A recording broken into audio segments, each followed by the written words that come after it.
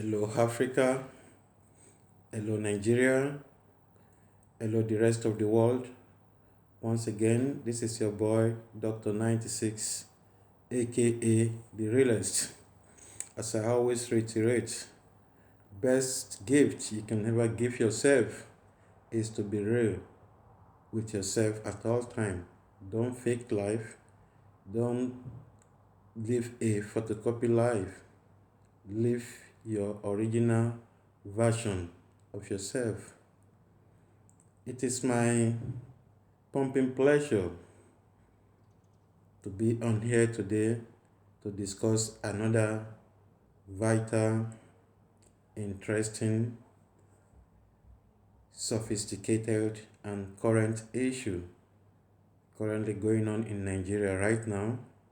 Today, I want to share my opinion on the recent bill proposed by the Honorable Speaker of House of Representatives in person of Gbajabia Miller. I want to give my opinion and my disagreement about the vaccination bill. I see this bill as anti-human, anti-Nigerian bills, and a bill that is orchestrated and designed to strip Nigerians of their right to privacy. Though it might sound very funny with the language I used to describe the bill is completely anti-human in nature. I call this bill a rape on Nigerians' constitutional rights and right to privacy, in the sense that after careful study of the bill contains a lot of ambiguous clauses, such as the bill mandates the NCDC to even use law enforcement agencies to compel Nigerians to be vaccinated. I think our lawmakers and our representatives in Nigeria, our leaders collectively in every sphere of life, we've really known that they are not for us. They are completely carefree about what happened to the masses. Instead of them representing the masses, they are representing their collective interest and greed. What I expected Nigerian representatives, the leaders, the law I expected them to push first and foremost after resuming from the COVID-19 holiday should be law that will compel Nigerian government to ensure that palliative measure is properly put in place to alleviate Nigerian stress during pandemic period. I expected them, our lawmakers, to be concerned about the struggle and pains Nigerians passed through during the lockdown period. And I expected them also, if they really love Nigerians, if they love the people they are representing, I think they are in the best position to propose a law which will advise the federal government not to ease the lockdown, rather to make sure that palliative relief materials get to the common Nigerians at all costs. We have seen them from their body language, from their body languages, and from their attitude that our lawmakers are completely arrogant. They are arrogant, pompous, great, and very carefree in nature. They don't really show concern whether Nigerians survive this pandemic or not. Rather, they have seen the pandemic as an opportunity to further enrich their greedy bosses. This got me thinking that our leaders in Nigeria, do they really think? Do they have red blood running in their blood vessels? Do they have white meat in their skull? Do they have brain? Or is their brain functioning properly? If at this critical point in time, all our leaders could think is to further oppress, suppress, and subjugate common Nigerians, that is the masses, that means our leaders are really crazy. And I don't blame them. I blame the Nigerian masses, because Nigeria is such a country whereby every criminal with serious criminal background can contest election and win. Nigeria is a country whereby a criminal, a well-known and notorious criminal godfather can use his power, influence, and authority to impose the criminals which he has bred as godfather on Nigerians.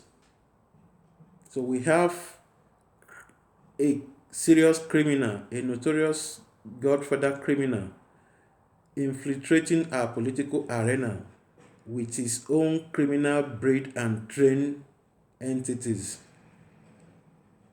I don't blame them. We don't conduct background checkup on our leaders. We only vote for leaders based on their material acquisition and who is backing them. I think this has to be changed. However, sorry for a little bit digress.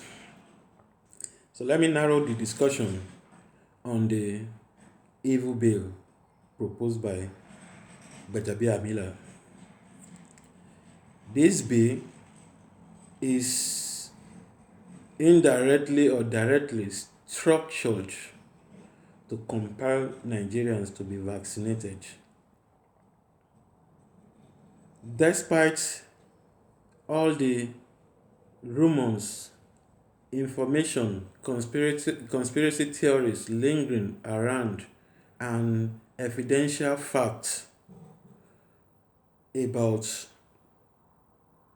this coronavirus, our leaders are not skeptical enough to think on ways by which they can alleviate Nigerian masses problem, and by they don't think of the direct approach or good strategies to protect Nigerians. Like other African countries, they are taking proactive measures to make sure that their citizens are being protected and are being safeguarded. I will go to that later. First and foremost, a vaccine and personal protective equipment have been sent to Nigeria and some big African countries by a philanthropist in China, the founder of Alibaba, in person of Jack Ma. Not disrespecting, but when we look at the person who has sent these relief materials to Nigeria, I think If our leaders are sensible enough, it raises a question. The source of the vaccine is from a member of Communist Party in China, a strong member, and we all know the ideology of Communist Party in China, what Communist Party represents.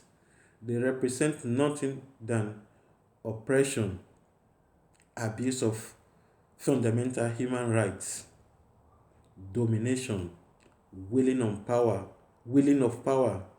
on the populace. If Jack Ma is a strong member of Communist Party in China, and we all know the ulterior motive behind massive China's investment in Africa. We all know how Chinese people outrightly disrespect, disregard, and dishonor Africans in their own soil and in their country. There are a lot of substantive evidence to prove that Chinese people never see Africans as equal business partner or equal alliance. Rather, they have seen us as people they can oppress and subjugate. We all know how China is trying to take over Africa by year 2050. So now, the Communist Party in China, they are operating on autocracy. They are oppressing their own people. Any Chinese group that have ideology against the communists, they are being arrested, detained, over labor in concentration camp, and they even go to the extent of selling their organs to make money. If Chinese communist government could kill their own people, harvest their organs in order to make money, if they can imprison their own people just because of the religious difference and belief, if they could do that to their own people, who are we? Black-skinned people, inferior people from their definition. The Christians, the Muslims, and the Falun Gong in Chinese communities have been oppressed for long, and the world is not doing anything about it. And judging from the starting of this pandemic, COVID-19, if Chinese people could hide a lot of information from their own people and from the rest of the world, if they can try to downplay the devastating effects of the pandemic at the earliest stage, then who are we as Africans to trust charity from China at this critical and sensitive period in time of the world history? Our leader needs to sit down. They need to sit down and think. They need to think creatively, and they need to think as leader, as people who are leading and championing the interests of people who have elected them. This is not the time to think of self-gain or self-benefit. Rather, this is the time for our leader to think of the sanctity and the sacred nature of human life. Life is so precious and sacred, and every life needs to be protected and be cherished. That is what should be a thinking strategy of our leaders at this moment, how to protect their people, not on how to sell us onto the second slavery. From the evidence, no country in the world has yet come out with a vaccine that is 100% guaranteed to take care of coronavirus. If that is the case, why is we Nigerians rushing to impose vaccination bill on our people? Why is our leaders so crazy that all they can think now is how to turn Nigerians to a guinea pig and experiment apparatus? We need to speak up and we need to resist this. They said evil people prevail in society not just because they are smart. Evil people and evils prevail in society just because the good people like I and you refuse to do nothing. But the moment we, the good people in the society, realized our duties to humanity, then we can collectively stop evil in our society, not through prayer alone, but through proactive measures.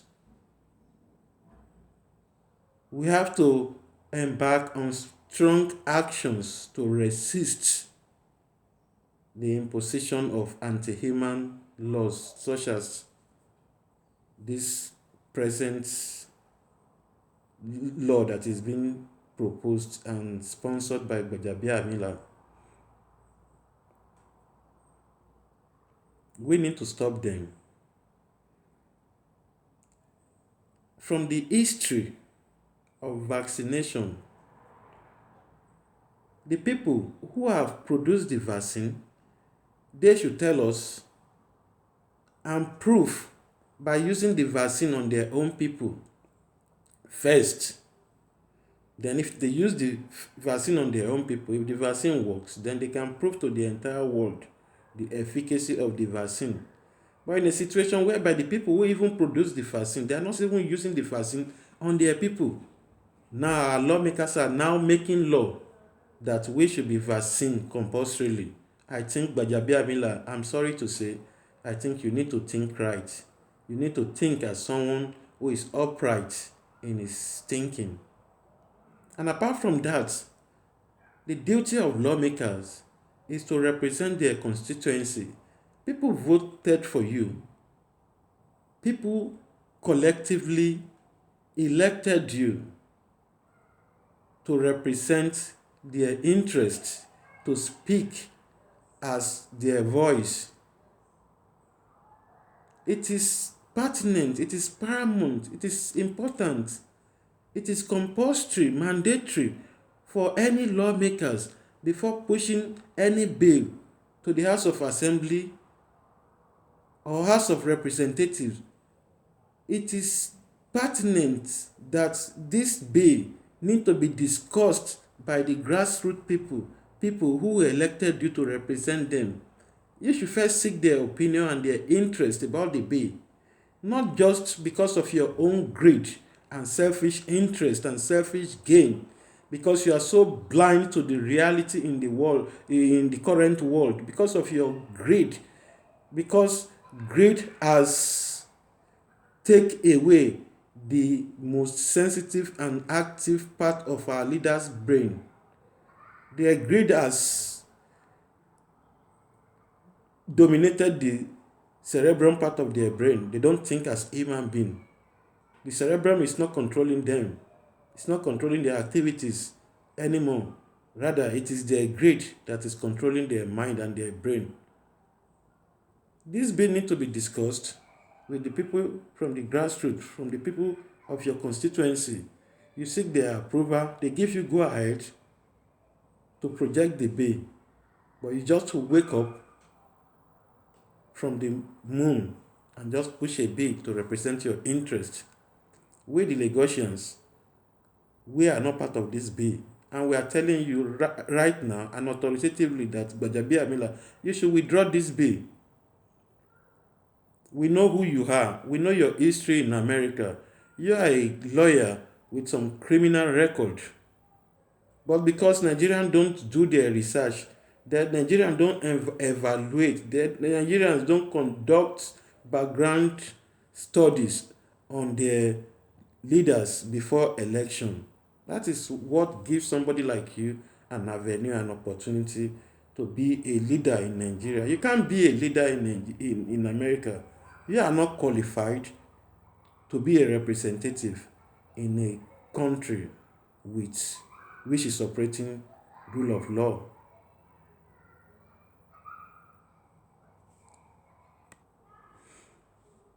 Furthermore, we all know even America currently they are criticizing Bill Gates.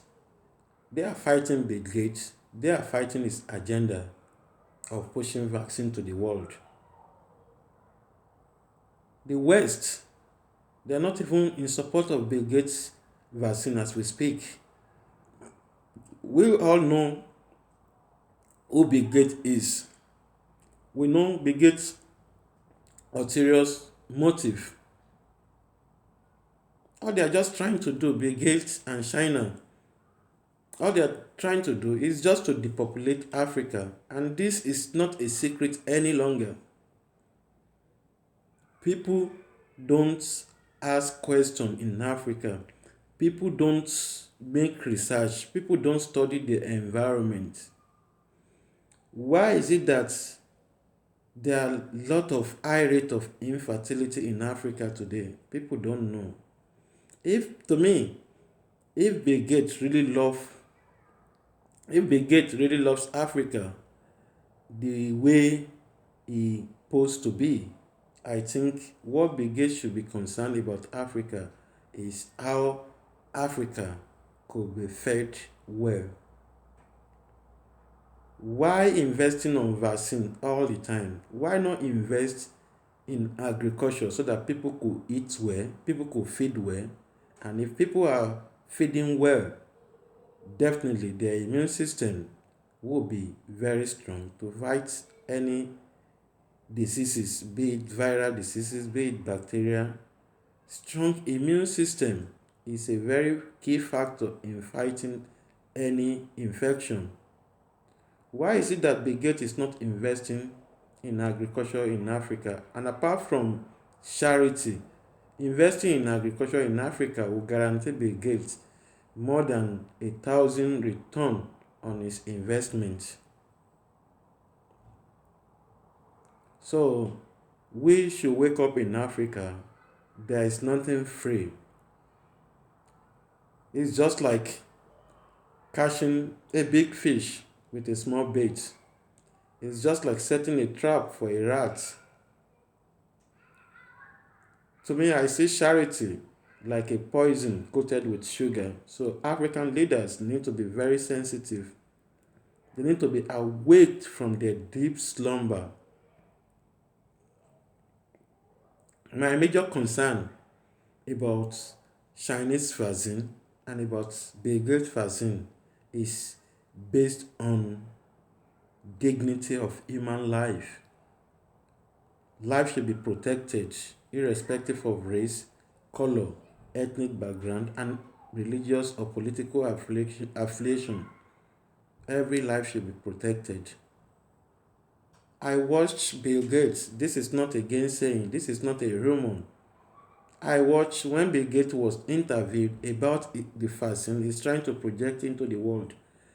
He, he said it himself that though the vaccine has like a casualty probability of 1 in every 10,000, that is, out of every 10,000 of people who take this vaccine, one might likely die. And by his estimates, based on the world population of 7 billion plus, he said about 700,000 people in the world might die from as a result of this vaccine. Let us imagine 700,000 people dying. Let us imagine 700,000 human lives taken from the world population, and someone is authoritatively and expressively and with joy and excitement debating this on national TV. We should not allow Bill Gates' evil and demonic agenda to be established in Africa. We need to protect ourselves. Bill Gates' wife, even before this pandemic spread to Africa, out of her wicked, heinous hallucination, she said she sees a situation whereby corpses littered African streets, and we reject this and we send the evil voice back to the sender. We are not going to die in Africa. Prayer alone will not solve our problem. Prayers alone will not protect us, but we need action to resist their evil agenda being pushed through our representatives. This is the time that the masses need to come out and speak for themselves. We should not allow our crazy leaders to compromise our right to existence. Technology has gone haywire. Technology has gone to the next level. Right now, it is possible through nanotechnology to program a vaccine. The molecules and atoms of a compound could be manipulated through nanotechnology. We've been hearing rumors that this vaccine contains a tracking devices, and some people will be so gullible to be arguing that how could a vaccine contain a tracking device? With the aid of nanotechnology, it is possible to manufacture a device that is as tiny as air particle. But a lot of people don't know this. A lot of African leaders don't even know what is nanotechnology. So with the aid of nanotechnology, the compound, the molecules, and the atoms of a compound that make up the vaccine could be compromised and manipulated. So there's every possibility, there's every proximity that tracking human through vaccine is much more possible with the recent technological development. We should be very careful. So what is the assurance that after vaccine Africans, that the lifespan of those who have taken the vaccine could not be manipulated? So the sacred nature of human life and right to life should be protected. Vaccine people against their way is a criminal, is one of the highest form of criminality. It's one of the highest form of injustice a man can do to a fellow human. Why are leaders so in a rush to impose vaccine on us? Why are they in a rush to compel us to be vaccinated? Vaccination should be a desire or a wishes or an agreement of an individual. If one wishes to be vaccinated, it should be left for everybody to make that decision. Our lawmakers should not make the decision for us. Moreover, I would like to use this opportunity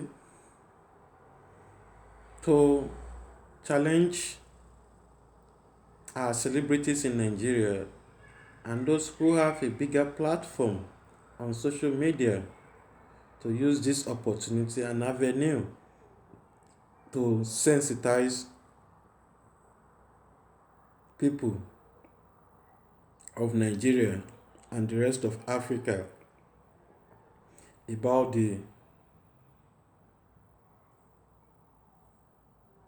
what is currently going on in the world.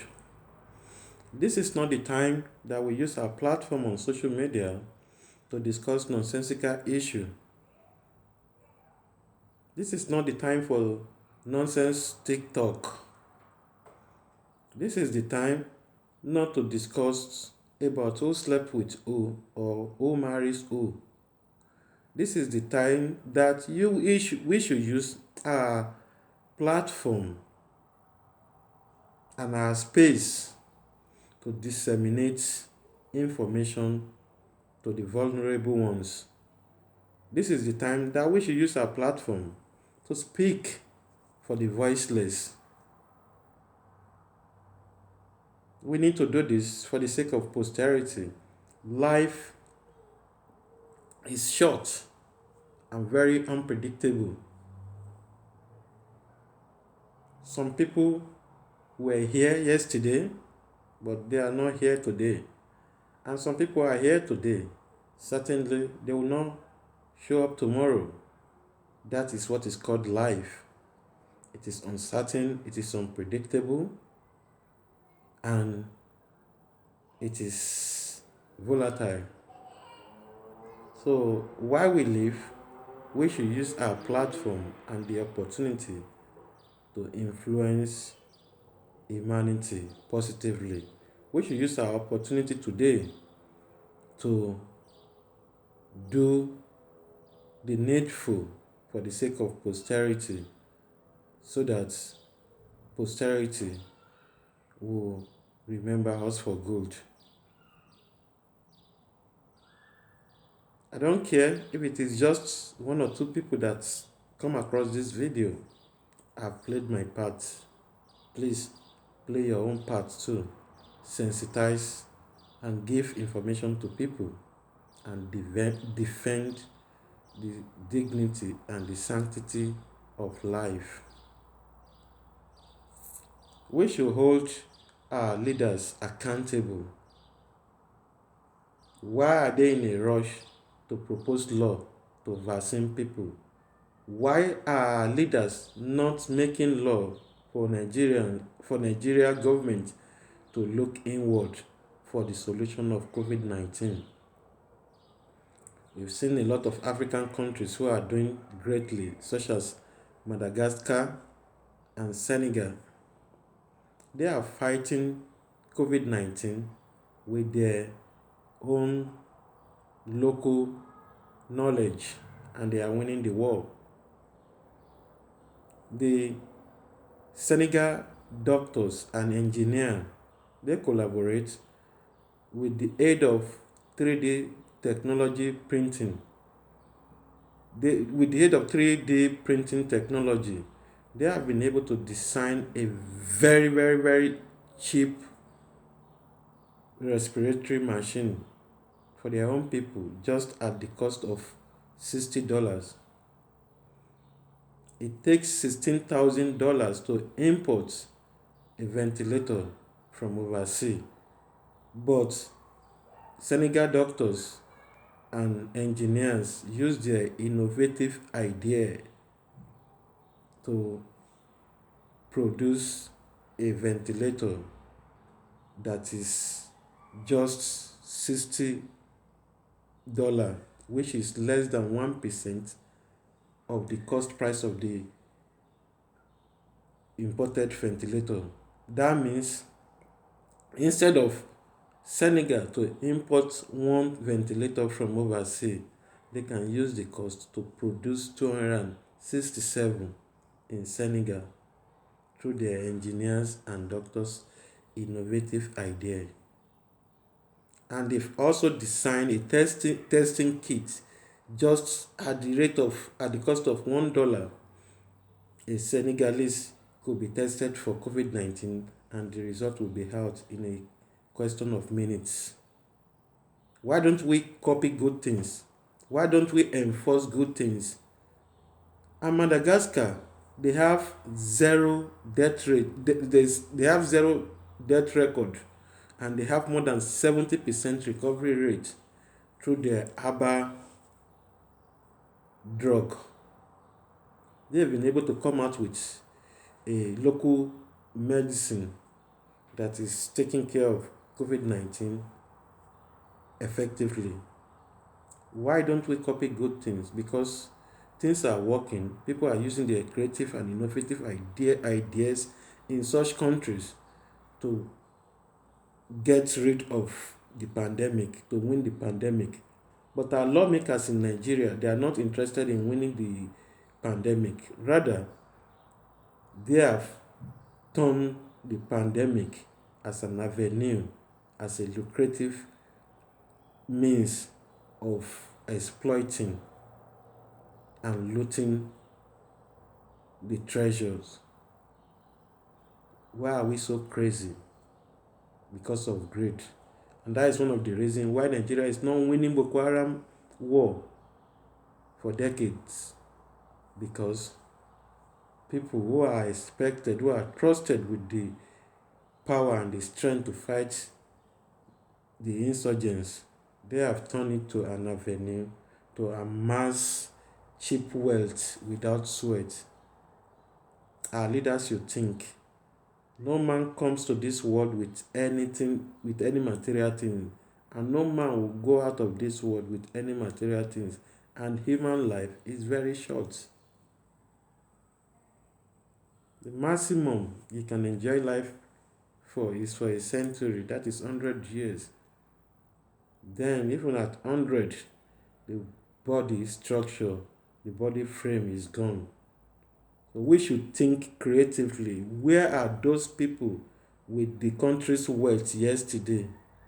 Where are they now? Some of them are bedridden. Some of them have gone. So you wicked lawmakers that are making laws without consideration for the masses, you will definitely go one day, and you are not going to take all your evil loots with you. This is just my contribution.